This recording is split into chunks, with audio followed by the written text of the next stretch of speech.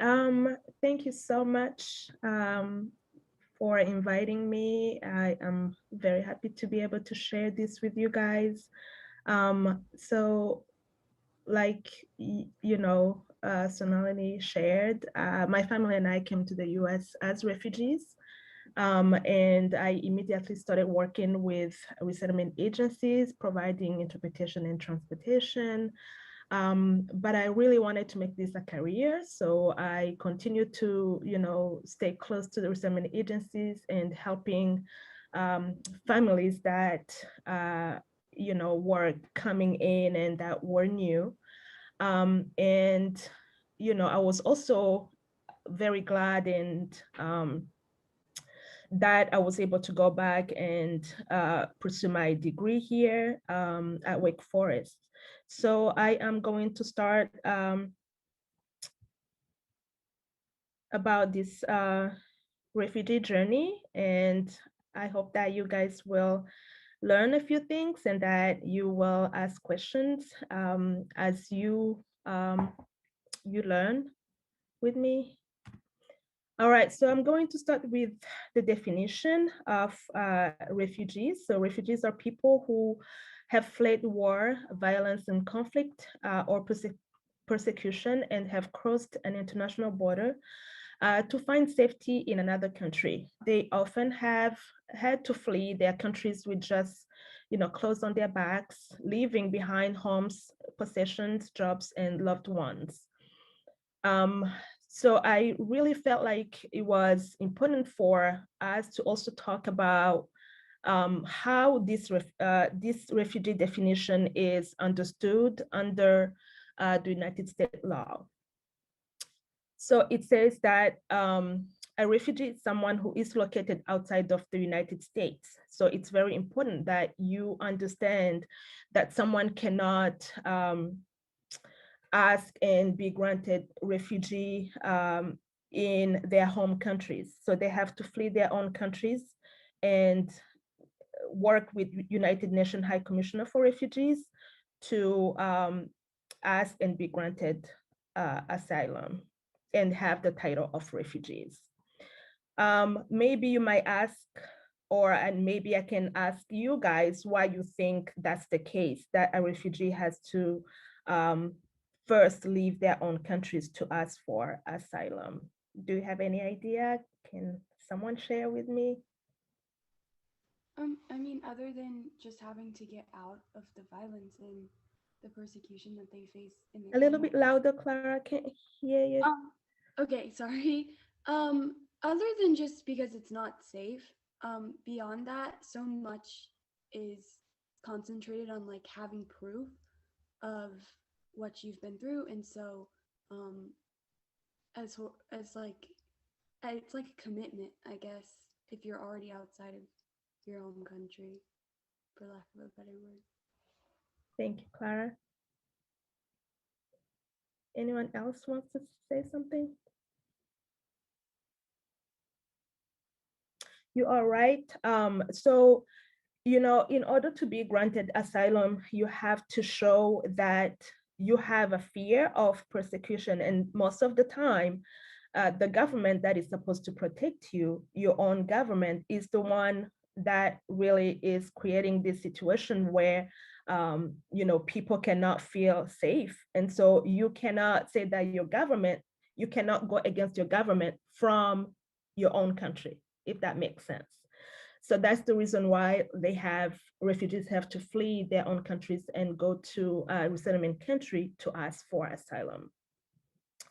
So I'll go back and say that a refugee is someone who is located outside of the United States, is of a special humanitarian concern to the United States, demonstrate that they were persecuted or fear persecution due to race, religion, nationality, political opinion, or a membership in a particular social group, is not formally resettled in another country. So you cannot be resettled in another country. For example, people who were resettled in, let's say, Canada cannot come to the United States and ask for asylum.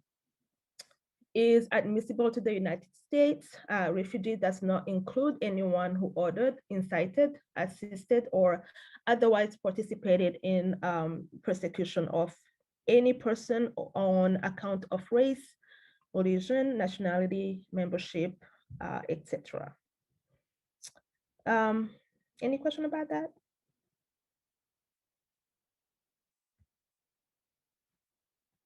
Okay, so I'm going to talk about places where you can find refugees. So you can find refugees in refugee camps. So refugee camps are temporary facilities built to provide immediate protection and assistance to people who have been forced to flee due to conflict, violence, or persecution. While camps are not intended to provide permanent sustainable solutions, they offer shelter, medical treatment, food, and other basic services during emergencies. So you understand that refugee camps are not a permanent placements. They are placements, they are shelters that are built to that are intended to provide a short period of time um, and receive refugees and help refugees, but it's not supposed to be a place where people can live for a long period of time. But most of the time, it ended up being 20 years and more. So you can understand the conditions there. There are refugee camps all over the world. Many of these camps were built quickly to serve the immediate needs, like I was saying. Refugee hosting countries do not allow refugees to work legally, which is really unfortunate because, you know, like I mentioned, refugees ended up staying there for a long period of time. And what they are provided is not always enough. And so they ended up needing to work, but unfortunately, hosting countries are not able because they, you know, okay, let me just pause and ask the reason why you might think that hosting countries will not provide work for refugees.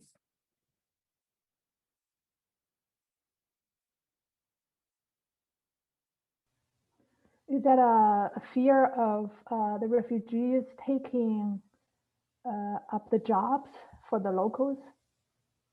Yeah, yeah. I mean, why would they want, you know, to give these jobs to people who are foreign to their countries when jobs might not even be enough for the nationals of the country? So that's exactly the case. So refugees are not able to work legally in the hosting countries. So many countries, so the only option that refugees will have is to work for NGOs that are placed in the camps. And they ended up working for a very small amount of money and sometimes in conditions that are not ideal. But, you know, you have to do what you have to do to provide for your family, right? Natasha, I'm wondering too about working in the host countries where there are camps. I mean, so many camps sometimes are on the periphery, right? I mean, I don't know what kind of jobs are available there. And also, I mean, most refugees who are in these second countries before they're resettled permanently, they are not, they're in a way kind of stateless, aren't they? I mean, they're simply being supported in a camp. I'm wondering too about the infrastructure in the country of sort of tracking those people in terms of, you know, paying taxes or, you know, I'm just wondering if those are other reasons why people can't work legally. It's because in a way they're there legally, but they're not really there as citizens or residents even. They're just there as guests for ostensibly a short period of time, even though sometimes they stay there for generations. Yeah, yeah, absolutely. I mean, you know, after refugees are granted the title of refugees, it's a piece of paper that, you know, it's kind of like their IDs. And that is supposed to provide, you know, the legal status there that will allow them to work, that should allow them to work, that should allow them to, you know, have medical health care, you know, taken care of, stuff like that. But it ended up not being the case. Number one, because, you know, it's a lot of refugees. Number two, they are in addition to nationals of those countries. So they really are not the priority, you know, because these jobs that they are wanting to have, other people are wanting to have. So, you know, I mean, myself experienced the same thing. You know, my husband and I really tried to work. We were in Kenya, and you know, we thought that we were going to be fine, but you also can understand that no matter how much money you take with you and you are sitting and eating the money, but there is no income, you know, you ended up at some point needing to work and to be able to bring in more money. So we were not able to find a job. So that was very unfortunate, you know. So that's the case for a lot of people.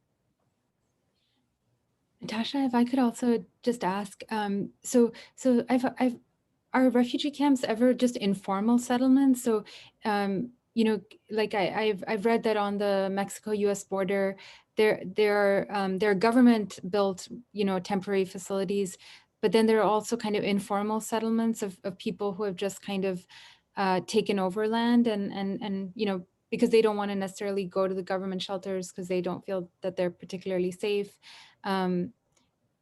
Is like, do you have any other examples of refugee camps that may not have kind of formal status, you know, or are not kind of government built shelters? So refugee camps, unless, you know, I can't even think of like a refugee camp that will not be formal, that will not be known by UNHCR, because um, as soon as refugees are in, you know, this country where they are establishing, you know, their relationship with UNHCR and are building their case with UNHCR, as long as UNHCR is present there, it becomes an official camp where everything is supposed to be provided. I mean, you know, we can talk about how limited services are, but as long as UNHCR is present on site, they are official camps. Interesting, thank you. So could I ask another question? Sure. So I wonder, because there must be a lot of variations among the refugees themselves. Some are, you know, from the poor sector, and some are maybe upper class people who, for whatever reason, became refugees. So for those who really have a lot of money, do they have other alternative arrangements? Yes, so I am going to talk about that later, because not all refugees live in camps. So there are urban refugees who are able to rent, you know, apartments and homes and places outside of refugee camps. So they are able to do that. They have a choice of doing that. All right, so I wanted to share this picture with you guys. This is a picture that was taken when myself, my son, and the mayor of Greensboro visited a refugee camp in Uganda. That was December of 2019. This is a classroom, and it can host more than 100 students. You may ask, how is this possible? You know, because it looks small, but it happens like that. So you can imagine more than 100 kids, third graders, sitting on top of each other with one teacher who is going to teach 100 students from 8 to 12 and another 100 students from 2 to 5. These kids are traveling miles to get to this classroom, you know, and this teacher is managing this many kids. So you might ask, how is that even possible? Or how are they learning? But they manage, so these are the kids that we ended up seeing here. They ended up attending, school here, and sometimes, most of the time they make it. These kids are just amazing. To think that this is the background, this is how they end up here, and they are able to, to manage. So this is my son here. He was thrilled to visit a refugee camp because he had never seen one. But we talked a lot about, how fortunate we were, to, number one, not spend that many years in Kenya. But number two, we did not live in a refugee camp. So, we wanted him to understand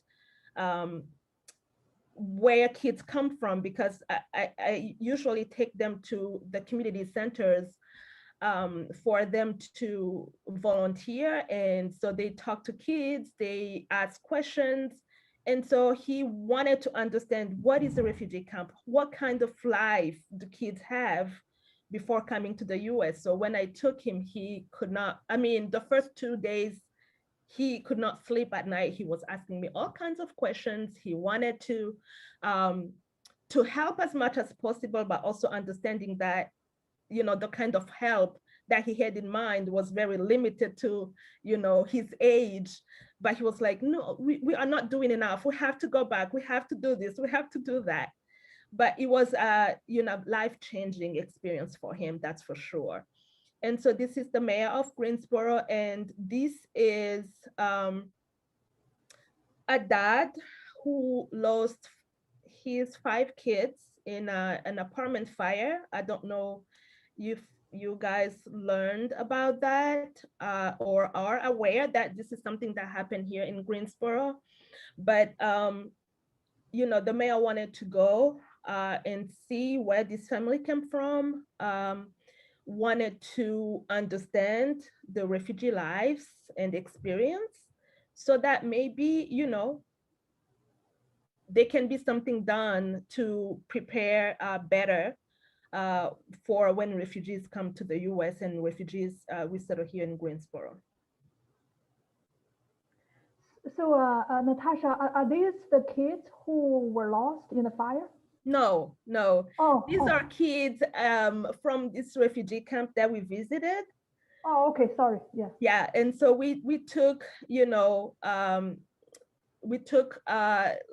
like here we had school supplies that we took with us. We had clothes and shoes and stuff like that. And so my son was involved in just making sure that all the kids get some of the things that we took, including candy, which ended up being crazy how kids were fighting over that. And my son was like, oh, I don't know how he can do this. But it was a great experience for him, for sure. He could not even understand how kids were happy with no cell phones. Kids did not have shoes on. Kids did not have TVs, but they were happy. So that was something that he could not understand. But that gave him a different perspective on life, Yeah. Any other question about that?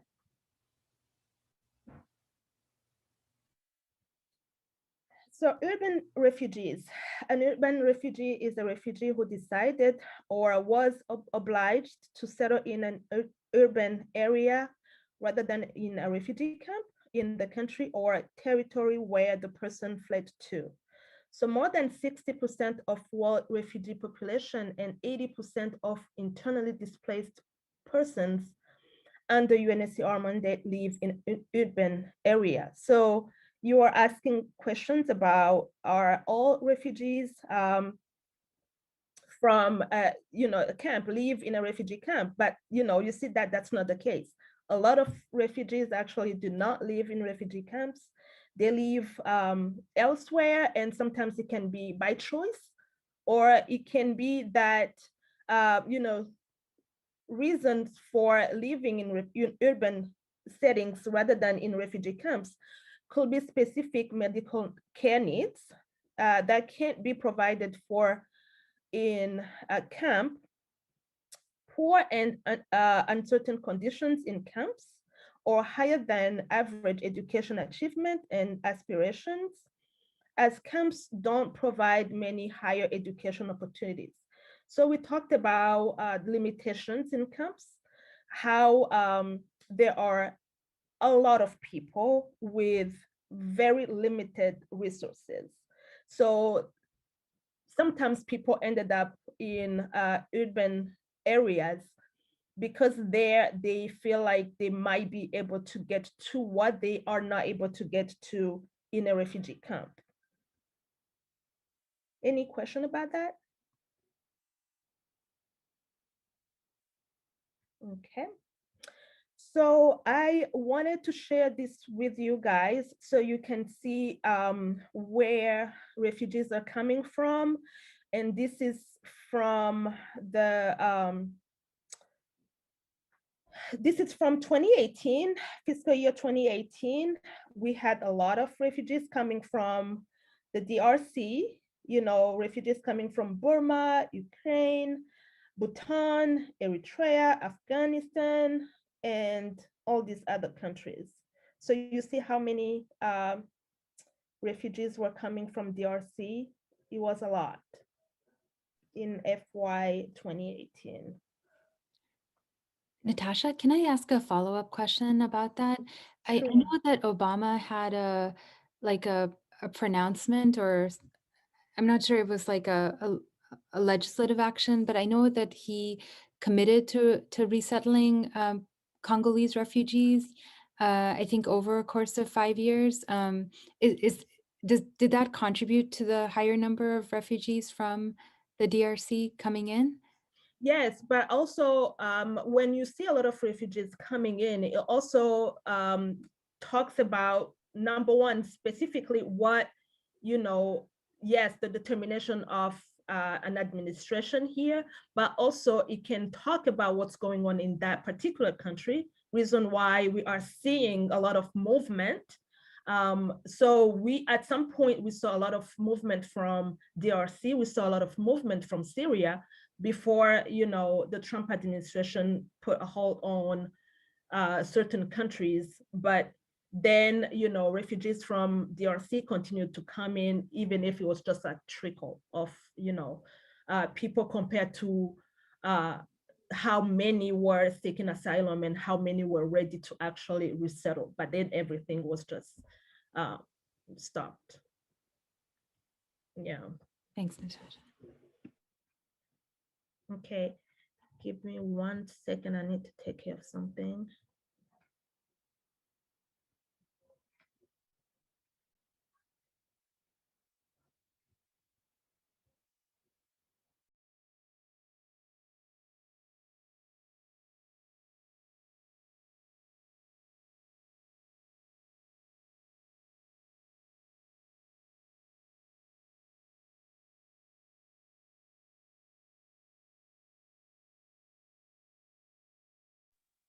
Sorry about that. My son is, I wanted to remind him of, you know, logging in, because I could hear that he was on TV.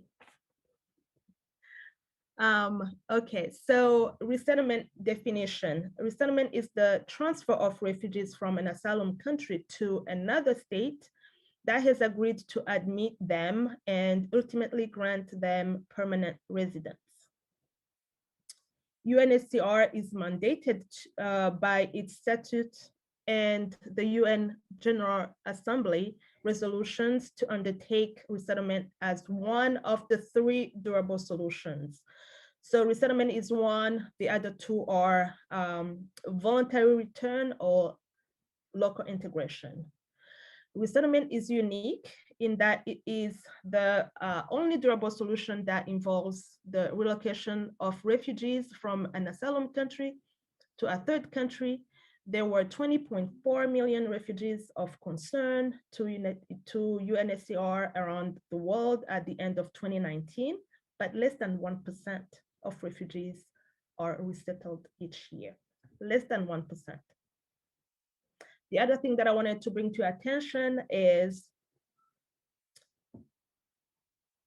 resettlement provides something that none of these other durable solution provides, which is a path to citizenship. So we talked about country of asylum and what they are able to provide. So these countries are able to provide a shelter. They are able to work with, refugees who are coming in to say, okay, we are going to give you a shelter. We are going to give you an ID, which is the title of refugees, that will provide you with security. We will be able to work with you. We will provide food. We will provide, medical attention and all of that. But you are a stranger. You will never become a citizen of that country. You might never be able to work. You might never be able to, establish a residency there. But once you are resettled, then everything is open, for you. So this is something that I wanted to quickly share with you.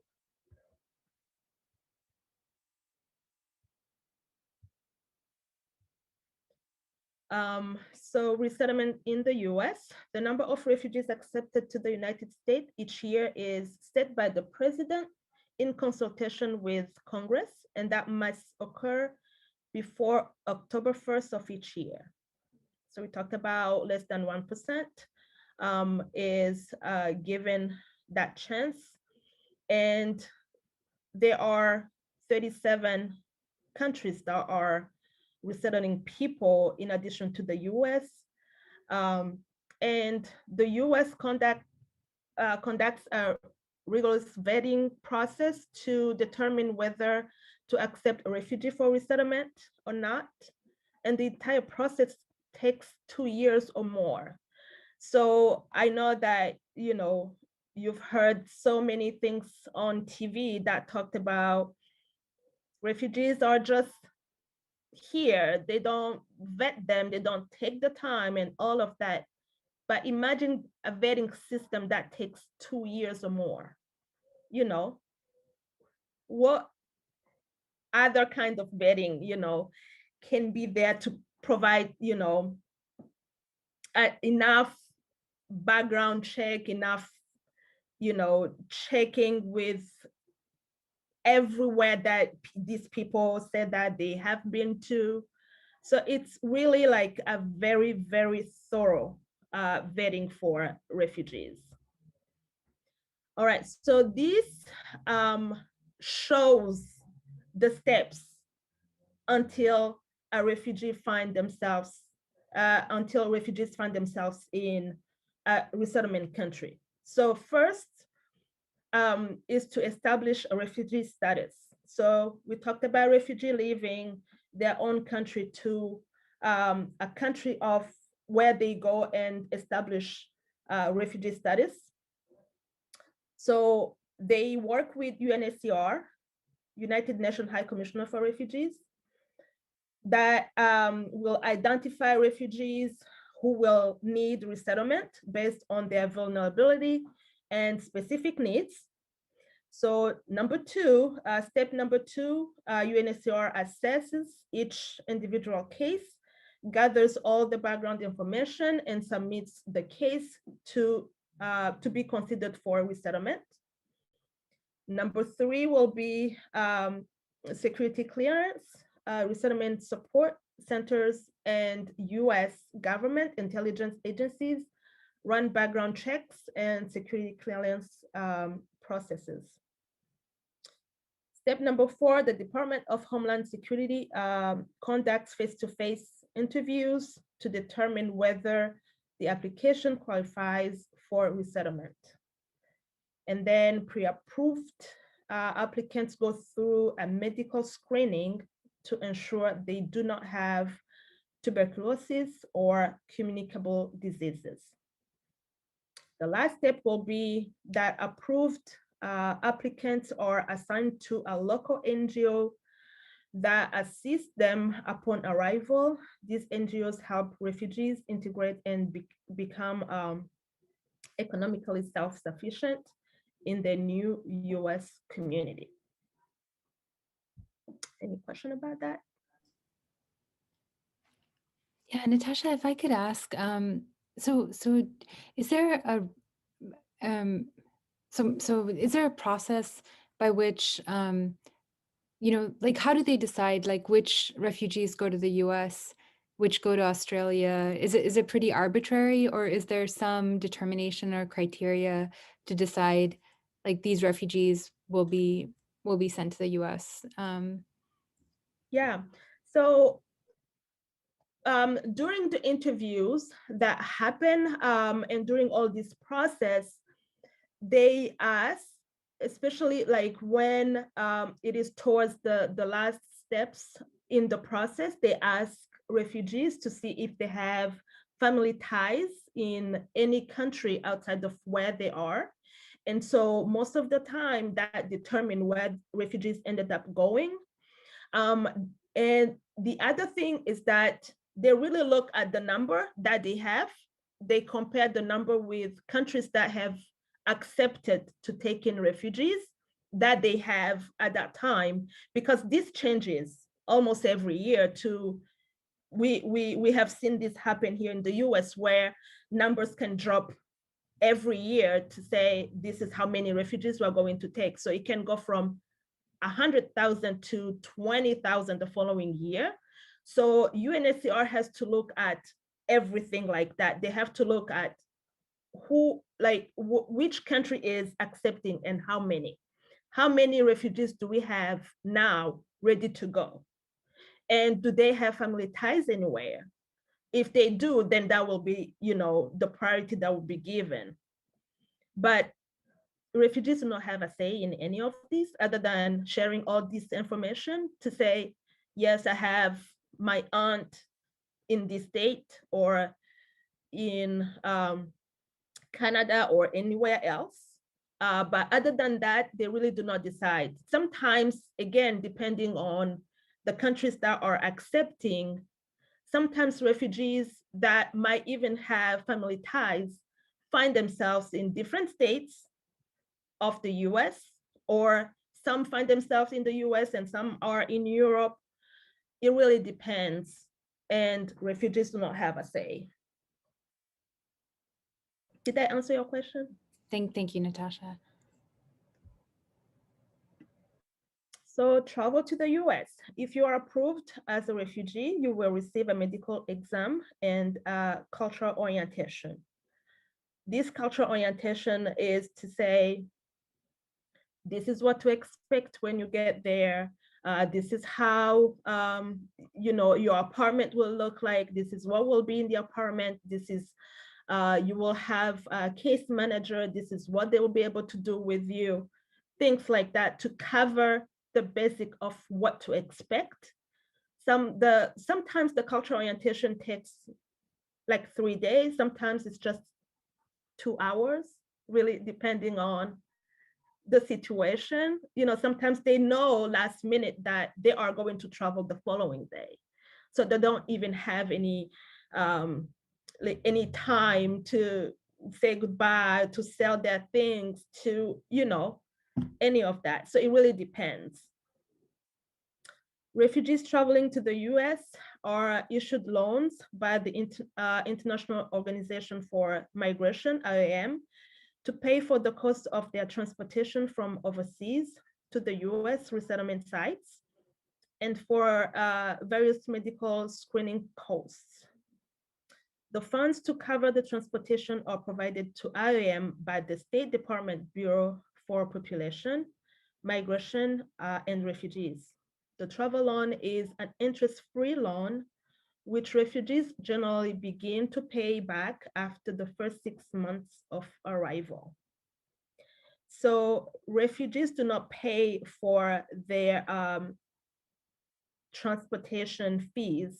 The IOM gives them this loan, but they have to repay back. And this is also something that's very important that's covered during the cultural orientation, to make sure that refugees understand that this is a loan. They are going to have to pay back.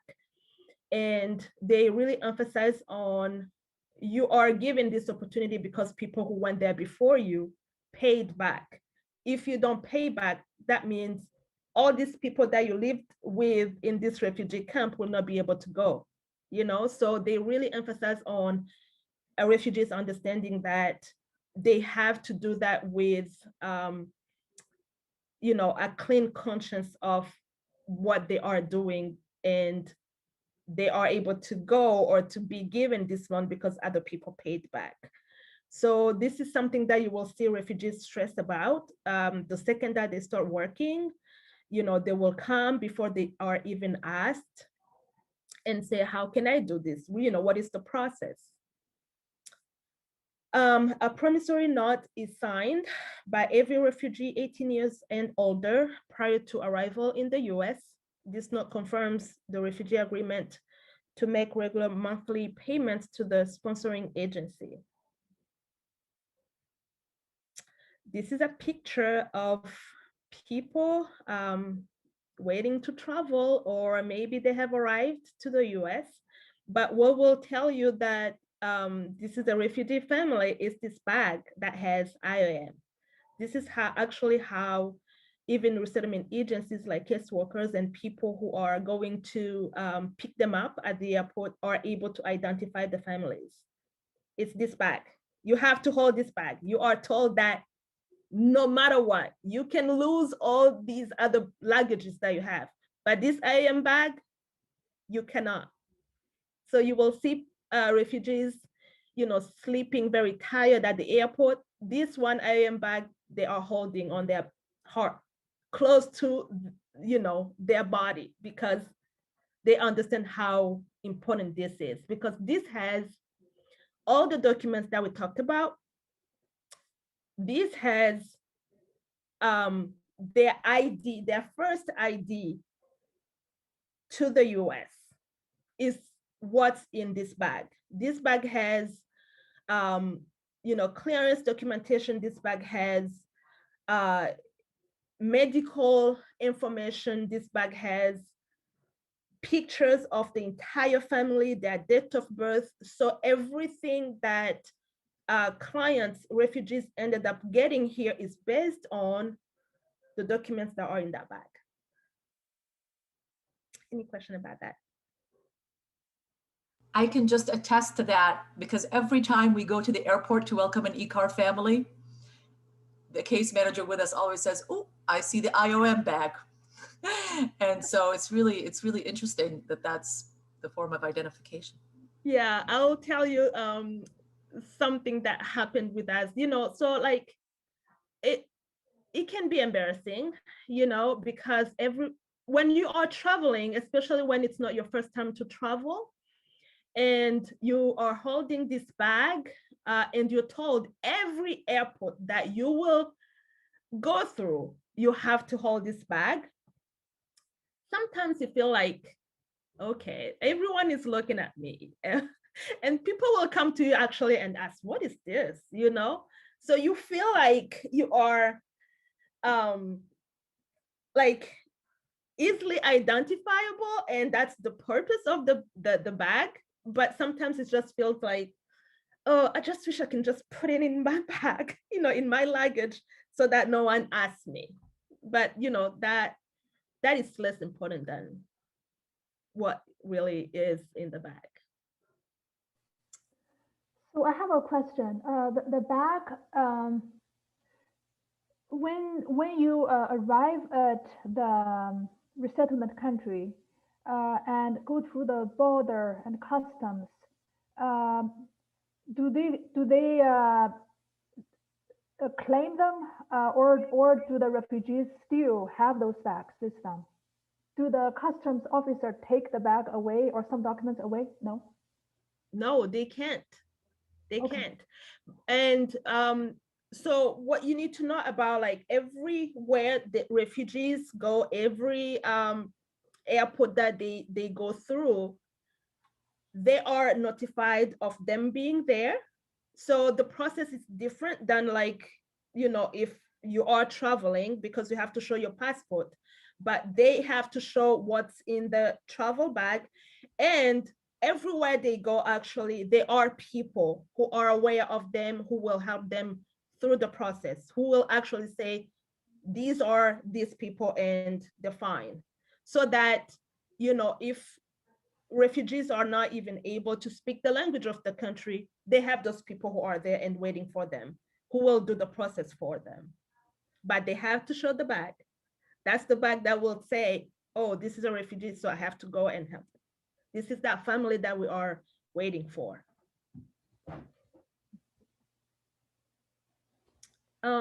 So after a refugee arrives in the US, they are eligible for food stamps, medical insurance, employment authorization, and cash assistance. So this is what makes a difference between a refugee and any other immigrant in the US. When refugees come to the US, they are automatically given these benefits, while other immigrants will not be able to get these benefits. Okay. So refugees must apply for a green card 1 year after coming to the US. And to apply for permanent residency, this is the file that they have to apply. It's I-485, adjustment of status. And after 5 years, they apply for citizenship. So it, as simple as that. So they did a lot of work prior to coming to the US, but once they are here, the process is, you know, already set up for them to, you know, actually get to these steps to become citizens, which is really neat, except that, you know, of course, they have to have people to help them throughout the process.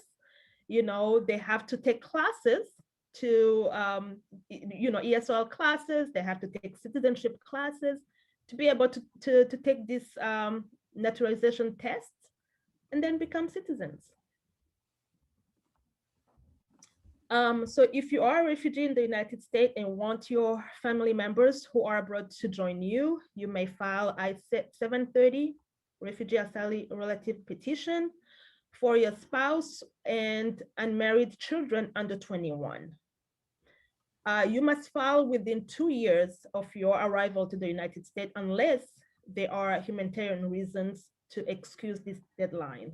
So this is something that, you know, soon as refugees arrive to the US, resettlement agencies have to check in with each family to say, hey, you know, let's talk about this. Do you have family members that you need to claim? Do we need to start this process? And then they connect them with, here in Greensboro, they connect with Elon Clinic.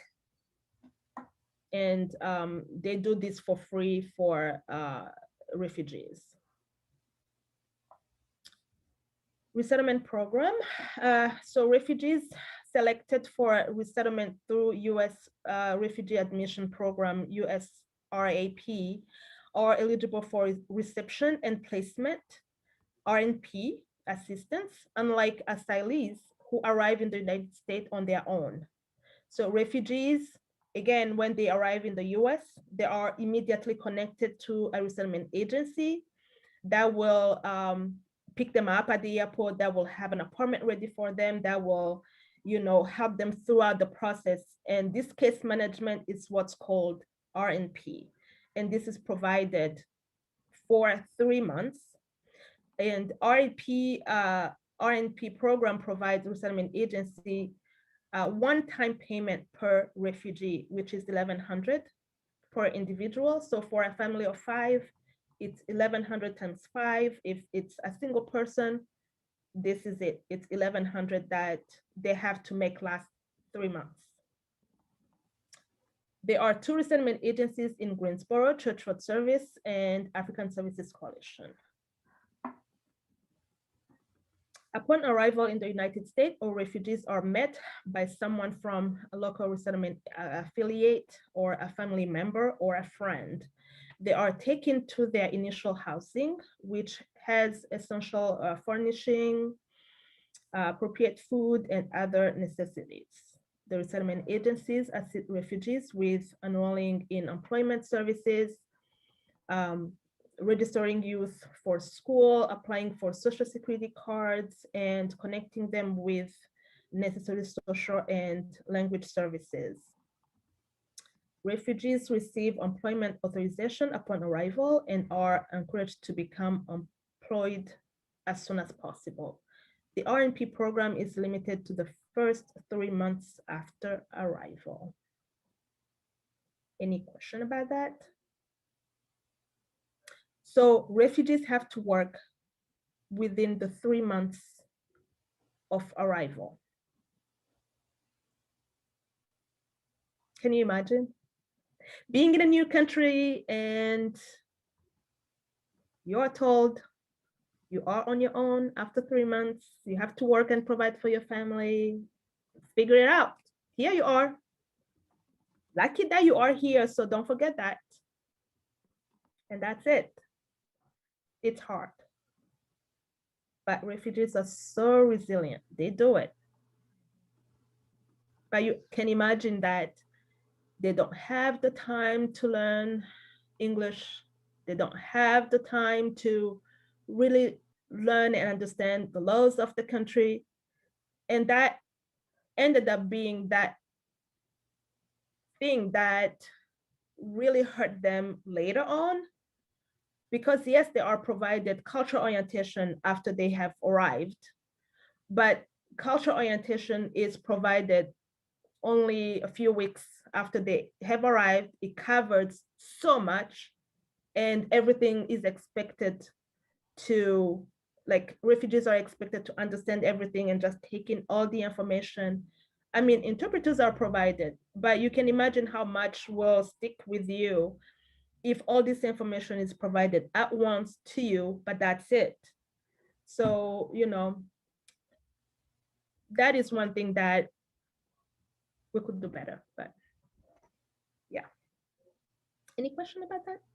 I know we won't have time before the break at 2, but I'm wondering, Natacha, if you have any knowledge of other refugees' experiences in other countries that resettle refugees.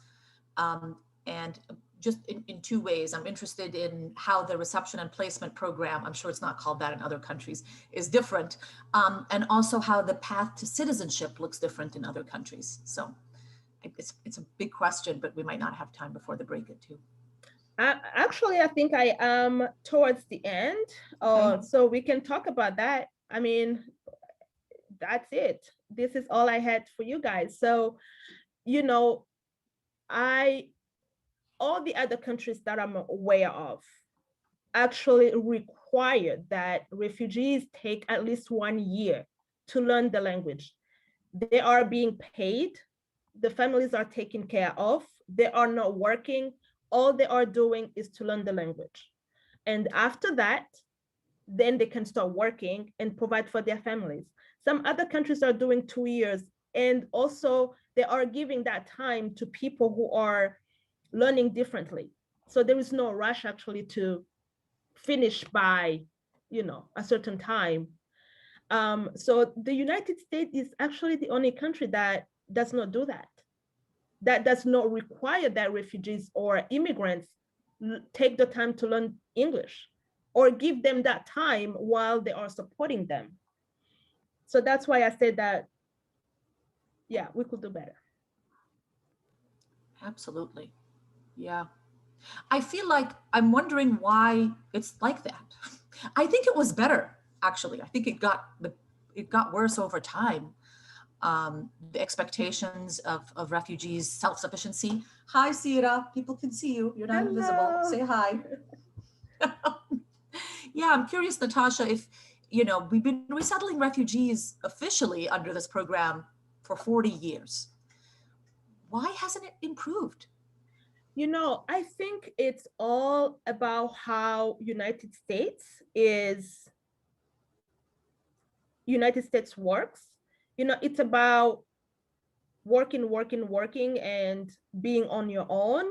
There is not that support system that helps people get there. You know, there isn't. So other countries really are supporting that to happen. So it will mean that the government will provide for this family, you know? So it would no longer be $1,100 per family and that's it, per individual, and that's it. It will be more than that. So I don't know how it was for those other years, but I think the US is really built on individualism, on it's like you have to be on your own, you have to work hard, you have to, you know, figure things out, versus the government is here to support you. I mean, you can even think about um, the universal health care, you know, in Canada and other countries, but that is not the case here. So yeah. I think that's a really good point, that the infrastructure here doesn't even support folks here already in ways that are designed to be holistic like this, right? So, yeah. Sira says hello, Moto. Hi, Sira. How's it going? So we're almost at 2. So Natasha, that was great. If you don't mind, we'll take a 10-minute break, and then we'll have about 25 to 30 minutes for you all to ask Natasha any questions that you might have. So we're at 2. So maybe come back at 2:10, and I'll see you all. I'll see you all in a bit. Thanks. If no question right now, I wanted you guys to consider volunteering, and if you want to do that, I shared on the like the PowerPoint has all the websites for resettlement agencies as well as us. We are always happy to take volunteers at the community centers, because really not because that's my job, but I think that's where the most important work is done. Because resettlement agencies, again, like I said, they work with refugees those first few months, but then after that, it's really on us to help them throughout, you know? And one thing that's really neat about us, we do not have a certain time to work with our clients. We do not have federal funding that will limit us to serve our clients for a certain period of time. So we are really open. If a client has been here 10 years and they need us, we work with them. If they have been here a year or less, they need us, we work with them. And we work with the entire family versus just one individual. Plus, we are where they live. So they don't need to take the buses to come to us. We go to them. So we don't have an office where they will, you know, have to come and get an appointment. It's working. We go to them. We get cases however we feel like. So we have that trust in the community, and we don't take it for granted. We really work hard to get that trust. Yeah, I think Allison, did you have a question? Yeah, I wanted to kind of ask kind of like how, I know that we talked a little bit about this, but like how you could see like improvements in the resettlement process, in terms of like, do you think that there should be kind of like what we're talking about in terms of like a community approach where you have kind of like what you're speaking about, like going in, or should there be like more federal support, or just kind of your personal reflections on what do you think could be improved about the resettlement process?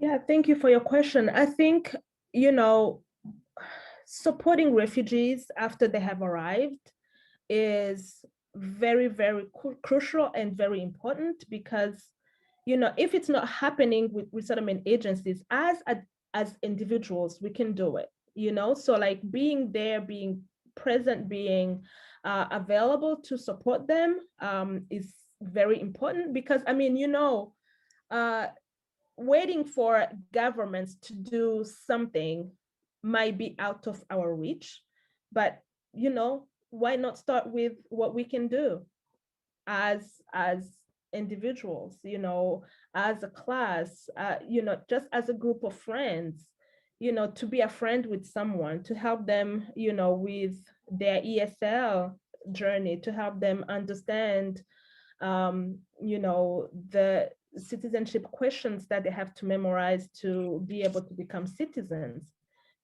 Things that might seem small, but that are very important for a refugee to thrive here in the US. Yeah, I think following up on Allison's question, I know you created a women's group for the Umoja women's group for Congolese women. And I wondered if you could talk a little bit about how you think that community has helped you and other Congolese women in the area. Yeah, oh my goodness. Thank you for the question. Sometimes I feel like that group is me, but sometimes I forget to talk about it because I go into like my day-to-day work and forget how important that group is. So this is a group that was created in 2014 to support refugee women, especially Congolese, because that time a lot of them were coming, a lot of refugees were coming from the DRC, and a lot of women were single parents, single mothers. They needed a lot of support. So when I started, it was more of me being feeling lonely and wanted to just be with other group of women who speak the languages that I speak. And very quickly, I realized that the loneliness that I was feeling was felt by all of them, you know? So they really wanted to have that time to talk about their feelings, to talk about, you know, their adjustment to the culture in the US, their parenting skills that were clashing with parenting skills in the US, the expectation, all of these things. So we started meeting on Saturdays. So we will pray, we will cook, we'll eat, all of that.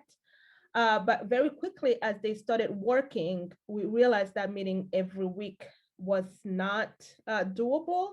And so we moved to meeting once a month in people's apartments. And then as the group grew bigger, and after we were joined by professors from UNCG, ANT, UNC Chapel Hill, and our then director, Holly.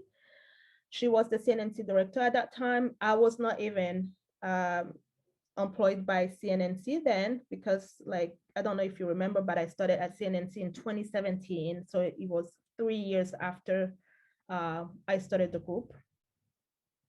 Then we started needing a bigger space for our meeting. And so Moran Sonu, who was one of the professors who joined the group, offered for us to meet on a monthly basis and at ANT. So we were given classrooms at ANT to use. But again, it was that safe space for people to talk and just to share how they feel. And I was very fortunate to be able to be part of the group, to start the group, and also to work with, you know, different groups, really, if you will, because it was a group of refugees and a group of US professionals, you know.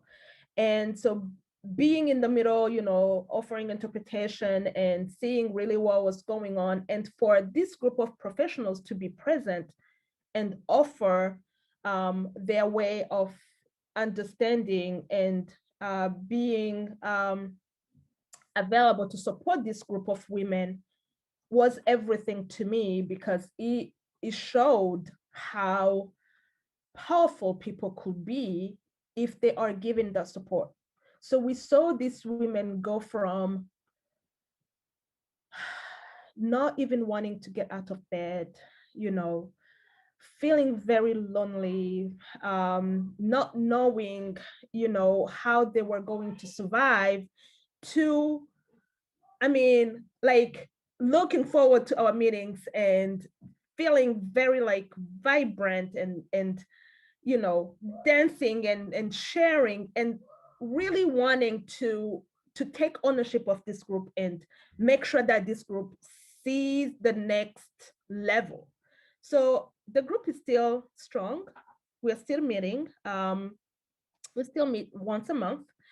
And if nothing else, it's a support group, you know, to know that the women who are in the group can you know, reach out to each other and say, hey, you know, what's going on? Or, hey, this is how I'm feeling. Can we get together or something like that? So that offered that sense of family togetherness that women were missing, because they are used to live like that in their countries of origin. They had that support system that did not come with them, but to know that they found something here similar to what they were used to was very important to them and still is.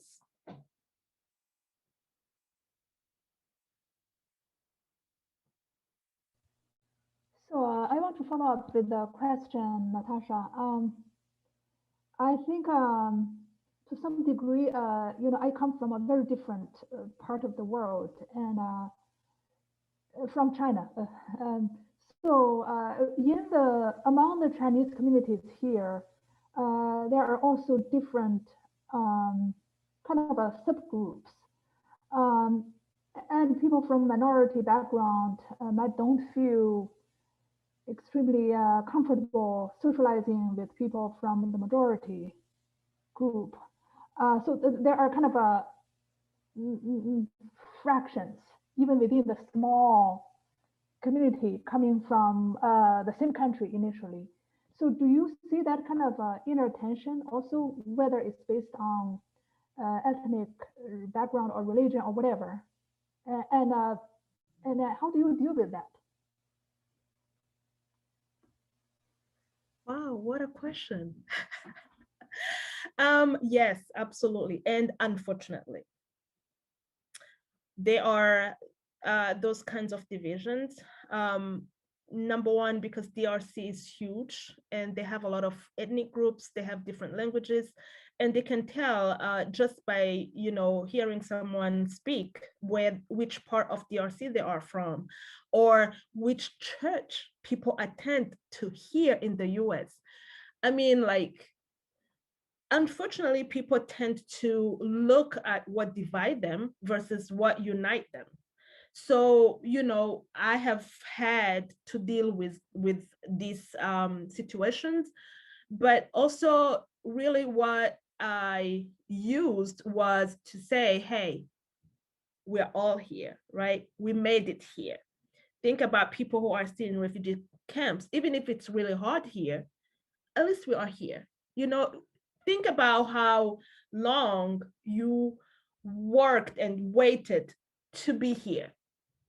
And I'm not saying that those divisions are not, I mean, what's different between you guys, it's not important, but it really is less important here because no one is taking the time to really think about that. Everyone is really about working and surviving. That should not be in our way, because if we continue to do that, we are not going to get anywhere, because we are creating obstacles, you know. And And these are really things that will make us not focus on the real situation that we have in front of us, okay? And that real situation for us women, mothers, wives, is how do I survive this? How do I make sure that my family is fed? How do I make sure that I'm raising my kids right? How do I make sure that I know the US laws, that I'm not going to find myself in trouble, or my kids, things that really are supposed to be about you making this country yours, because we are no longer back there. We are here now. We have to make this work. We are not going to create division and tensions that do not even make sense here. That's the reason why you fled, right? So why do you want to go backwards versus moving forward? And I think that just giving that different perspective to people is very helpful. I've seen it work. So yeah. Thank you.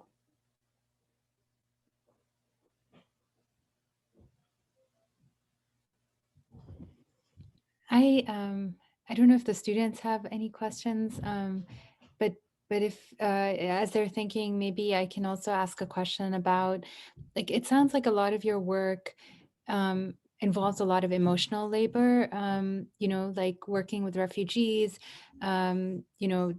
I know there's a lot of trauma that you have to, engage with and sit with people's, pain.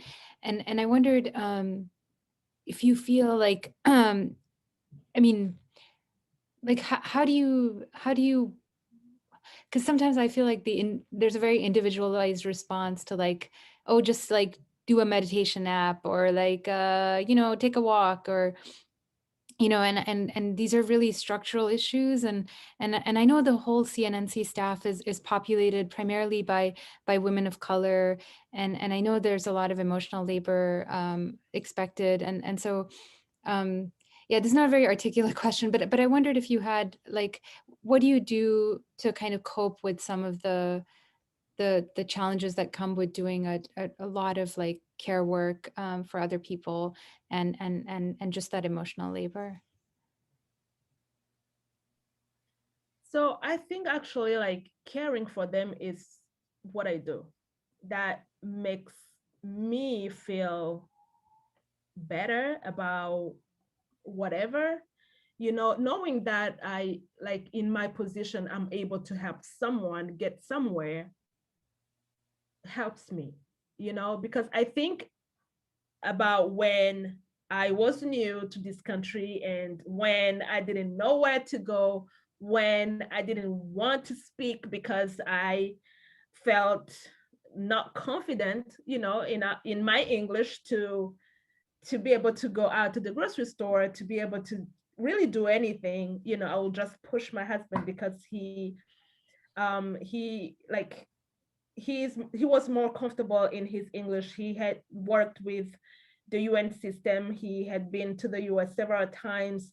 So I was like, okay, this is your world. You just go, you bring whatever we need, and I'm just gonna stay home. But at some point, as an educated person who left my country, with a degree, I felt like defeated. I was like, no, I got to do something. I'm not gonna just, let my fears get in the way. I'm just going to get up and do something. And then I started working, but unfortunately, it was not in the field that made me feel better about myself, or really, like, I felt actually really, really bad, because it was that type of job that, where people questioned my being here, like, you don't speak English, like, why are you here, things like that.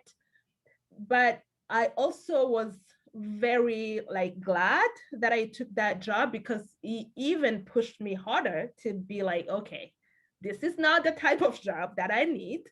but I'm going to do something about it. And so sharing my journey with people, I feel like it helps me, because I don't want people to have to go through the same things that I went through if they can avoid it. You know what I'm saying? So that actually helps me. I don't do things that might be things that people will expect as like things to take care of me. But I feel like being with the women, like speaking in our language where I don't have to think about, okay, what is this word that I'm looking for? And then this word will come in French. It will come in Swahili, but it will not come in English, So we just go very like fluently in our language. We laugh, we dance, we eat. And that is therapy to me. I also do Zumba. I love it. And, I do that on Saturdays. My whole family, like we have a gym membership, but we do different things. So like when I'm doing my Zumba, I'm in my world and I feel ready for the week and ready for whatever the week will bring. So yeah. Thanks, Natasha. And I don't want to keep you too long because I know you have that appointment. So maybe we'll end it here. I'm gonna be in touch with you because I want to volunteer at the community center. So I'm gonna send you a message and see if that might be a possibility in the near future. But hey, will you all join me in thanking Natasha for her time with us today and her excellent presentation? Thank you. Alison, did you want to? Oh, you're clapping. Okay. I was just trying to clap. Thank you so much. Yeah. Yeah, Natacha, I do have a very quick question for you about the volunteer thing. Do you have an age limit? For example, if a high school student wants to volunteer, is that possible or no?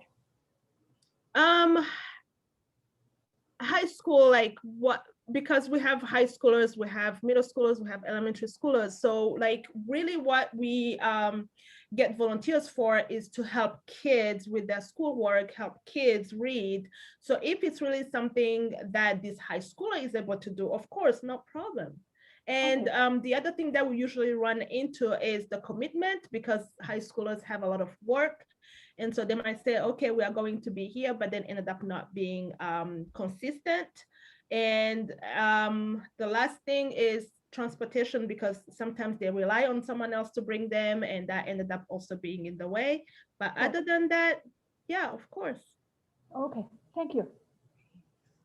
Thank you so much. Thank you. Thank you so much, Natasha. This was great. And yeah, I'll be in touch. And yeah, thanks again.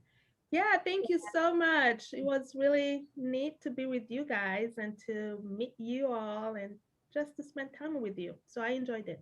Thank you. Thank you. Take good care. Bye. Bye all.